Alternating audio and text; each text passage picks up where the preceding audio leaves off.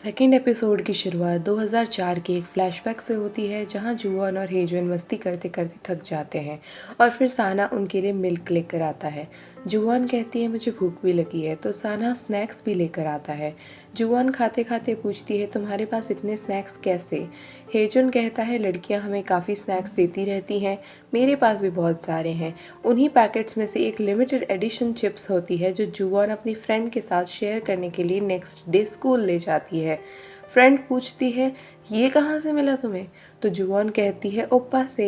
लेकिन तभी एक लड़की आकर उस पर अटैक कर देती है कि तुम्हारे ओप्पा के लिए स्नैक खरीदने के लिए मैं कितनी दुकानें घूमी थी, अभी के अभी इसे थूको, ये तुम्हारे लिए नहीं है। जब जुवॉन 14 ईयर्स की हो गई थी तब भी लड़कियां उसे कॉरिडोर में रोकती रहती थी बिकॉज वो उसके ओप्पास को लाइक करती थी और उनके लिए लव लेटर्स वो जुवॉन के थ्रू ही भिजवाती हैं। जब साना और हेजुन वापस लेटर्स का रिप्लाई नहीं करती तो लड़कियां उसे ही बुली करने लगती हैं कि शायद तुम खुद उन्हें लाइक करती हो इसीलिए कभी हमारे लेटर्स उनको देती ही नहीं होंगी।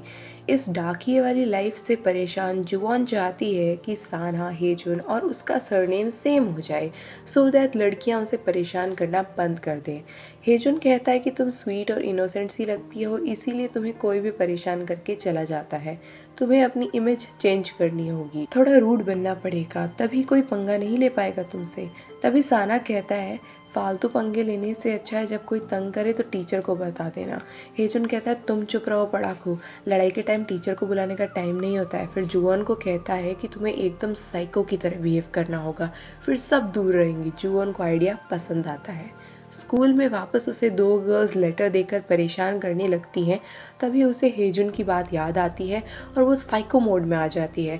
जुवॉन एक लड़की का हाथ पकड़कर कीचड़ वाले पॉन्ड की तरफ भागने लगती है उसे वहाँ गिराने के लिए, लेकिन जुवॉन का खुद का पैर फिसल जाता है और वो पॉन्ड में गिर जाती है।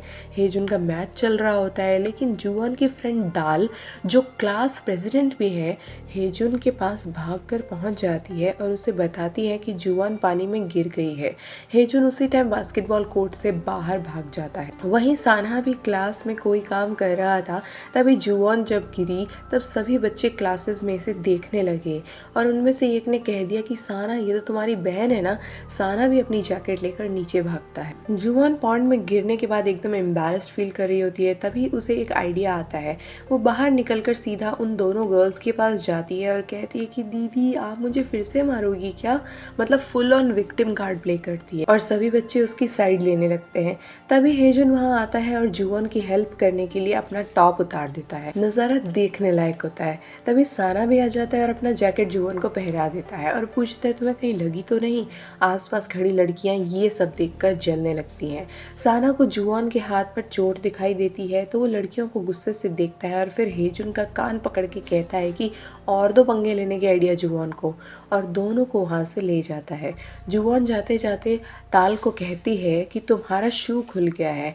एक्चुअली दाल इतनी तेज भागी थी कि बेचारे को पता ही नहीं चला। इस इंसिडेंट के बाद दाल और जुवॉन बेस्ट फ्रेंड्स बन गए। स्कूल के बाहर खड़े जब दोनों बॉयज जुवॉन का वेट कर रहे होते हैं तब साना की नानी का कॉल आता है लेकिन वो इग्नोर करता है। फिर हेजुन साना से कहता है कि गुस्सा थूक दो, लेकिन साना नहीं मानता और उसे काफी डांटता है। फिर जुवॉन आती है, उसमें से कीचड़ की स्मेल अभी तक नहीं गई थी लेकिन वो खुश थी कि अब शायद लड़कियां उसे ज्यादा परेशान नहीं करेंगी क्योंकि उसने अपना स्टैंड लिया। फिर वो साना से पूछती है क्या तुम गुस्सा हो, तो वो कहता है मुझे तो बस तुम्हारी चिंता है। तब हेजुन कहता है अरे भाई डिस्क्रिमिनेशन क्यों कर रहा है, इसको भी डांटना, और तीनों घर के लिए निकल जाते हैं। बस में लोगों को स्मेल आने लगती है तो साना और हेजुन जुवॉन को कवर कर लेते हैं। फिर जब स्टॉप पर उतरते हैं तब बारिश हो रही होती है। साना कहता है मैं छाता खरीद कर लाता हूँ, तुम लोग यहीं रुको, लेकिन इतने में ही दोनों बारिश में भाग जाते हैं और साना को भी मजबूरी में उनके पीछे जाना पड़ता है। तीनों बारिश को एंजॉय करते करते अपने घर के पास की शॉप पर पहुंच जाते हैं। वो वहाँ थोड़ी देर रुकते हैं तभी कुछ नेबर्स वहाँ आते हैं। उनमें से एक उन पे दया खाते हुए कहती है कि बेचारे बच्चे कितने अनलकी हैं, ये तीनों की मॉम इनके साथ नहीं है। लेकिन जुआन उनकी बातों पे अपसेट होने की बजाय उनसे कहती है कि हम तीनों अनलकी नहीं हैं, हम तो बहुत स्पेशल हैं और हमें किसी की ज़रूरत नहीं क्योंकि हम तीनों एक फैमिली हैं। साना और हेजुन उसके इस जवाब से काफ़ी इम्प्रेस होते हैं। डिनर करते करते हुए जुआन एक बार फिर से उन्हें मनाने की कोशिश करती है कि अडॉप्शन के पेपर साइन कर लो। हम तीनों में से कभी किसी को कुछ हो गया तो हॉस्पिटल में एज अ गार्जियन कौन साइन करेगा, क्या रिलेशन बताएंगे हम। साना और हेजुन कहते हैं कि फालतू सिनेरियोज बनाना बंद करो, लेकिन जुआन कन्विंस करती रहती है। तभी साना को वापस उसकी नानी का कॉल आता है जो वो फिर से इग्नोर करता है, लेकिन नानी उसके डैड को कॉल कर देती है। वो रिसीव कर लेते हैं और ये देखकर साना उदास हो जाता है। साना कहता है मुझे भूख नहीं है और उठकर वापस अपने घर चला जाता है। जुआन और हिजुन समझ जाते हैं कि साना उदास है और दिखाना नहीं चाहता, तो वो दोनों उसका मूड सही करने के लिए उसके पास जाते हैं। जुआन टॉपिक चेंज करने के लिए कहती है कि साना तुम्हारे बाल महक कैसे रहे हैं, तुमने अपना शैम्पू चेंज कर लिया ना हमें बिना बताए। वो और हिजुन उसके वॉशरूम से उसका शैम्पू लेकर आते हैं और कहते हैं ओह माय गॉड, इतना एक्सपेंसिव शैम्पू हमें बिना बताए कब लिया तुमने। तो साना जुआन से कहता है तुमने ही तो कहा था एक पे एक फ्री मिल रहा है, तभी तो लिया था। जुआन कहती है ओ सॉरी, भूल गई थी। लेकिन साना समझ जाता है कि दोनों ये सब कुछ सिर्फ उसका मूड ठीक करने के लिए कर रहे हैं, इसीलिए वो उन्हें रूम से भगा देता है और जाते जाते उनसे कहता है डोंट वरी, अब मैं एकदम ठीक हूँ। वो दोनों जब नीचे आ रहे होते हैं तब हेजुन अपसेट होकर जुआन से कहता है कि तुम हमेशा सिर्फ साना को ही ओप्पा कहती हो, मुझे ओप्पा क्यों नहीं कहती, क्या मैं तुम्हारा भाई नहीं हूँ। जिस पर जुआन उसे तंग करने के लिए बार बार ओप्पा ओप्पा कहकर चिढ़ाने लगती है। अगले दिन स्कूल में साना के टीचर उसे बताते हैं कि उसे सोल के सबसे बड़े मेडिकल कॉलेज से स्कॉलरशिप मिली है, लेकिन साना सोल जाने से मना कर देता है और कहता है कि वो अपने घर के पास वाले मेडिकल कॉलेज में ही पढ़ाई करेगा। टीचर उसे समझाने की बहुत कोशिश करता है लेकिन वो नहीं मानता। साना और टीचर की बातें साना की क्लासमेट वीजू सुन लेती है और जब वो स्टाफ रूम से बाहर निकलता है तब उससे कहती है कि मुझसे म्यूजिक रूम में मिलो, मुझे तुमसे कुछ इंपॉर्टेंट बात करनी है। जब साना उसके पीछे म्यूजिक रूम में जा रहा होता है तब जुआन उन दोनों को पीछे से देख लेती है और साना को आवाज लगा ही रही होती है, तभी उसकी फ्रेंड थाल उसे रोक लेती है। जुआन कंफ्यूज हो जाती है, तब थाल उसे कहती है कि तुम्हें नहीं पता क्या साना और वीजू डेट कर रहे हैं, ये बात तो हमारी पूरी क्लास को पता है। जुआन ये सुनकर काफी शॉक हो जाती है कि जो बात सबको पता है वो साना ने मुझे क्यों नहीं बताई, लेकिन रियलिटी कुछ और है। साना वीजू से कहता है मुझे ऐसे अकेले मिलने के लिए मत बुलाया करो वरना सबको लगेगा कि हम दोनों कपल हैं। तब वीजू कहती है कि क्या हम कपल नहीं है क्या, तुमने ही तो मुझे कहा था सोल के मेडिकल कॉलेज में स्कॉलरशिप के लिए अप्लाई करने के लिए सो दैट हम वहाँ साथ जा सकें। साना कहता है हाँ मैंने कहा तो था, लेकिन इसीलिए क्योंकि मुझे लगा कि शायद वो कॉलेज तुम्हारे लिए बेस्ट होगा। वीजू कहती है लेकिन जब मैंने तुमसे कहा था कि मैं तुम्हें लाइक करती हूँ तो तुमने मुझे मना भी तो नहीं किया। साना कहता है कि मैंने हाँ भी तो नहीं कहा। फिर साना वहाँ से निकलते हुए वीजू को कहता है सोल यूनिवर्सिटी जाने की तैयारी करो, फाइटिंग। स्कूल की छुट्टी के टाइम जुआन साना की क्लास के बाहर से उसे घूर रही होती है। साना देखता है कि जुआन अपसेट है, वो उसे अवॉइड करती रहती है। जब घर के पास वाले बस स्टॉप पहुंचते हैं तब वो साना से कहती है आज मैंने लंच ब्रेक में तुम्हें देखा था। साना कहता है तो हाय क्यों नहीं बोला। तब कहती है म्यूजिक रूम में जा रहे थे तुम। तो साना बोलता है ओह तो तुमने वीजू को भी देखा होगा। तब जुआन कहती है तुमने मुझे अपनी गर्लफ्रेंड के बारे में क्यों नहीं बताया, पूरे स्कूल को इस बारे में पता है लेकिन मुझे नहीं। तो साना कहता है अच्छा इसीलिए मुंह फुला रखा है तुमने। जुआन कहती है कि तुम मुझे रियल फैमिली समझते तो बताते ना। साना को एकदम से पता नहीं क्या हो जाता है, वो जुआन को डांट देता है कि हमारा फैमिली बनना तुम्हारे लिए इतना इंपॉर्टेंट है क्या, सेम सरनेम से क्या होगा, हमारा कोई खून का रिश्ता तो है नहीं। तुम अगर बार बार फैमिली फैमिली करती रहोगी तो सबको यही लगेगा कि इसकी फैमिली इनकम्प्लीट है, इसीलिए फैमिली के लिए डेस्परेट है। जुआन बोलती है मैं तो बस इसीलिए दुखी थी कि तुमने मुझसे सीक्रेट रखा और रोने लगती है। साना कहता है अब तुम बच्ची नहीं हो, सबके सामने मत रोया करो। जुआन कहती है मैं रो नहीं रही और उसके पीछे पीछे चलने लगती है। अब हम देखते हैं कि एक आदमी हेजुन की बास्केटबॉल खेलते हुए फोटोज क्लिक कर रहा होता है। जब हेजुन उसे नोटिस कर लेता है तो वो वहाँ से भाग जाता है। हेजुन उसका पीछा करता है और पकड़ भी लेता है और उससे पूछता है कि कौन हो तुम और मेरी फोटोज क्यों क्लिक कर रहे थे।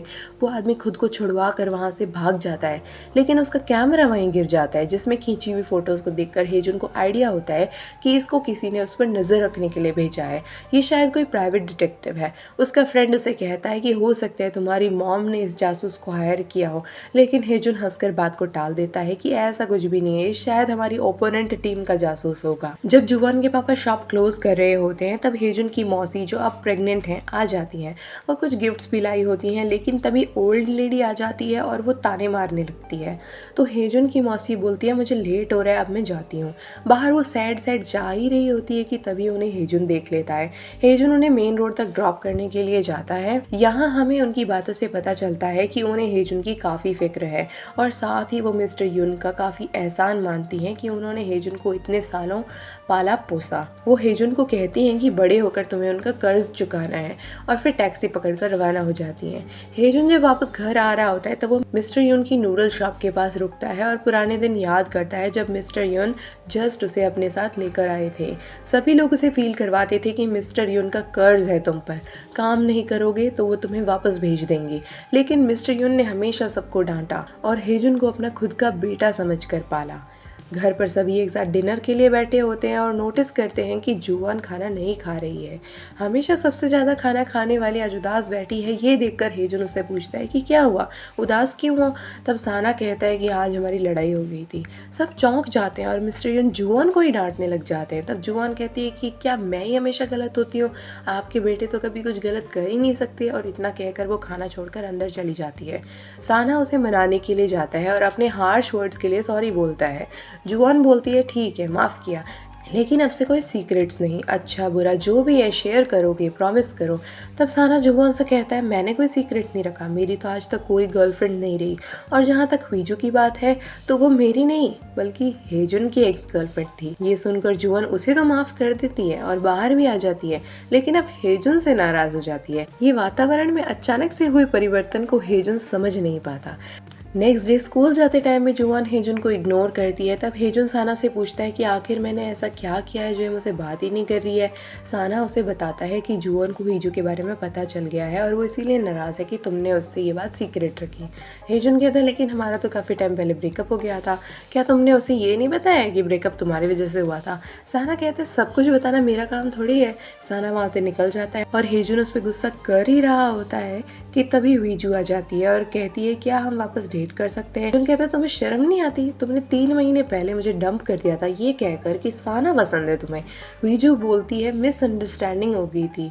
तब हेजुन कहता है कि ये पॉसिबल नहीं है, तुमने मुझे हमारा रिलेशनशिप सीक्रेट रखने के लिए कहा था, इसीलिए मैंने किसी को भी नहीं बताया था। लेकिन अब जुआन को पता चल गया है और वो भी मुझसे अपसेट हो गई है। मैं उसे अपसेट नहीं देख सकता, तुम तो मुझसे दूर ही रहो। वहीं जुआन दाल को बताती है कि हुईजू साना को नहीं बल्कि हेजुन को डेट कर रही थी, तो थाल अपसेट हो जाती है। लेकिन जब जुआन उसे बताती है कि अब उन दोनों का ब्रेकअप हो चुका है तो ये बात सुनकर दाल काफ़ी खुश हो जाती है। एक्चुअली थाल हेजुन को लाइक करती है पर कभी कह नहीं पाई। तभी उन्हें हुईजू दिखाई देती है जो जुआन को नीचे से बात करने के लिए बुलाती है। जुआन उसके पास जाकर हेजुन की बुराइयां करने लगती है और कहती है कोई बात नहीं दीदी, उसने आपको डंप कर दिया तो आप इसे पॉजिटिवली लो, आप उस रिलेशनशिप को भूल जाओ, आप तो कितनी सुंदर हो और वैसे भी उसमें कुछ खास नहीं है। हुईजू गुस्से से जुआन को कहती है कि उसने मुझे नहीं, मैंने उसे डंप किया था। ये बात सुनकर जुआन को भी गुस्सा आ जाता है और वो हुईजू से कहती है तुम होती कौन हो उसे डंप करने वाली। हुईजू कहती है कि तुम्हें हेजुन की इतनी फिक्र क्यों हो रही है, तुम तो उसकी रियल सिस्टर भी नहीं हो। जुआन कहती है क्या खून के रिश्ते ही असली होते हैं क्या, स्टेप ब्रदर्स एंड सिस्टर्स या फिर अडॉप्टेड चिल्ड्रन कभी ट्रू फैमिली नहीं बन सकते क्या, सबका केस अलग होता है, तो तुम कौन होती हो किसी के रिश्ते को जज करने वाली। हुईजू की बोलती बंद हो जाती है। जुआन भी रूम से बाहर निकलने लगती है लेकिन हुईजू से अपनी हार बर्दाश्त नहीं होती, इसीलिए वो उसके पीछे आती है और उसे रोकने लगती है। लेकिन पीछे आते आते उसका पैर स्लिप हो जाता है और वो नीचे गिर जाती है। जब वो देखती है कि सब बच्चे उसे ही देख रहे हैं तो वो झूठा विक्टिम कार्ड प्ले करके ऐसे बिहेव करने लगती है जैसे जुआन ने ही उसे जानबूझकर गिराया हो। सभी स्टूडेंट्स जुआन को देखकर पहचान जाते हैं कि तो वही लड़की है जो उस दिन पॉन्ड में गिरी थी। ताल सबको समझाती है कि जुआन ऐसी लड़की नहीं है। हेजुन आता है और हिजू को कहता है अपनी ओवर एक्टिंग बंद करो, लेकिन तभी पॉन्ड इंसिडेंट वाली दोनों लड़कियां वहां आकर सबसे कहती हैं कि जुआन ऐसी ही है, वो सभी लड़कियों को बुली करती है। तब हेजुन जुआन को हुईजू से सॉरी बोलने के लिए कहता है, लेकिन साना वहां आकर कहता है कि जुआन माफ़ी नहीं मांगेगी क्योंकि उसने कुछ भी गलत नहीं किया है। क्या किसी ने जुआन को धक्का देते हुए देखा? तभी हेजुन भी फौरन उसी की साइड आ जाता है और साना उन लड़कियों को और हिजू को वार्निंग देता है कि आज के बाद जुआन पे झूठे आरोप लगाए तो उनके लिए अच्छा नहीं होगा। फिर तीनों फुल टशन में वहाँ से निकल जाते हैं पर जुआन हेजुन से गुस्सा होती है बिकॉज उसने उसे सॉरी बोलने के लिए कहा था। इसीलिए जुआन को मनाने के लिए हेजुन रात को एक सरप्राइज प्लान करता है। वो जुआन की फुल चाकरी करता है, वो बैठती है तो जगह साफ करता है, कोला सर्व करता है और फाइनली उसका फेवरेट केक उसे ला कर देता है, जिसे खाकर जुआन अपना सारा गुस्सा भूल जाती है। क्योंकि थाल ने भी जुआन को लास्ट डे डिफेंड किया था इसीलिए जुआन उसके लिए बहुत सारे स्नैक्स लेकर जाती है। तभी थाल उससे पूछती है कि क्या तुम मुझे नेक्स्ट बास्केटबॉल गेम में साथ ले जाओगी। तब जुआन को पता चलता है कि दाल हेजुन को लाइक करती है, तो वो दाल से कहती है कह दो कि ये झूठ है, एक बार फिर से सोच ले यार, क्या पसंद आया तुझे उसमें। उसी दिन स्कूल के बाद जब हेजन घर जा रहा होता है तो उसे गार्ड बताते हैं कि कैमरा वाला आदमी अपना कैमरा लेने आया था, वो तो हमें उसे देना पड़ा क्योंकि उसमें ऐसा कुछ नहीं था, लेकिन ये कार्ड छोड़ कर गया है वो। हेजन जब वो कार्ड देखता है तो उसे पता चलता है कि वो आदमी एक प्राइवेट डिटेक्टिव ही था और फिर उसे लगता है कि शायद मेरी मॉम ने ही उसे भेजा होगा। तभी उसकी नज़र रोड पे चल रही एक लेडी की तरफ जाती है जो बिल्कुल उसकी मॉम की तरह लग रही होती है। वो भागते हुए उनके पास जाता है और ज़ोर से कहता है मॉम, लेकिन वो लेडी उसकी मॉम नहीं होती। उसे इस हालत में दाल देख लेती है, इसीलिए हेजुन उसे लंच पर लेकर जाता है और उसे रिक्वेस्ट करता है कि प्लीज़ आज जो हुआ वो जुआन को मत बताना। अगले दिन स्कूल में एक लग्जरियस कार आकर रुकती है, उसमें से एक आदमी उतरता है और बास्केटबॉल कोर्ट की तरफ जाता है। उसके हाथ में हेजुन की फ़ोटो होती है, वो हेजुन के पास जाकर उसे खुशी से पकड़ लेता है। हेजुन कहता है आप कौन हो? तो वो कहता है मैं तुम्हारा पापा हूँ, योर फादर। और इसी के साथ ये एपिसोड ख़त्म हो जाता है। कौन है ये आदमी, ये मैं आपको बताऊंगी नेक्स्ट पार्ट में। अभी तक की कहानी आपको कैसी लग रही है मुझे कमेंट्स में ज़रूर बताना। वीडियो अच्छी लगी हो तो इसे लाइक करना और चैनल को सब्सक्राइब भी कर लेना। मिलते हैं नेक्स्ट पार्ट में, तब तक के लिए अलविदा।